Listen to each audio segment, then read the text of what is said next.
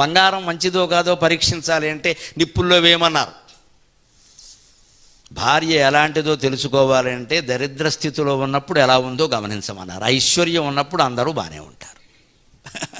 పేదరికం భర్తను చుట్టుముట్టినప్పుడు కూడా భార్య ఇదివరకులాగే ఏమాత్రం గౌరవం కోల్పోకుండా నీకెందుకయ్యా నేను ఉన్నాను కదా, నేను చూసుకుంటా, నువ్వు సంపాదించగలిగిందే సంపాదించి ఊరికే బాధపడకు అని అనగలిగితే ఆ భార్య లక్ష్మీదేవితో సమానం. భార్యకి పరీక్ష ఏమిటంటే భర్త యొక్క దారిద్ర్య స్థితి. ఉద్యోగాన్ని కోల్పోవడం దారిద్ర్యం అనగానే ఏదో అనుకోకుండా ఉద్యోగం కోల్పోయారమ్మా. ఇవాళ సాఫ్ట్వేర్ ఉద్యోగాలు ఎలా ఉన్నాయి?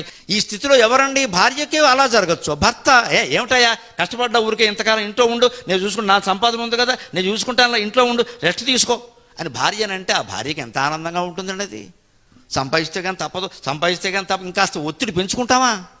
ఒక జీతంతోనే గడుపుదాం, 2 నెలలు ఏం పర్వాలేదు చూసుకుందాం అనే ధైర్యాన్ని భార్యకి భర్త, భర్తకు భార్య ఇవ్వాలా వద్దా? అదే వామన చరిత్ర.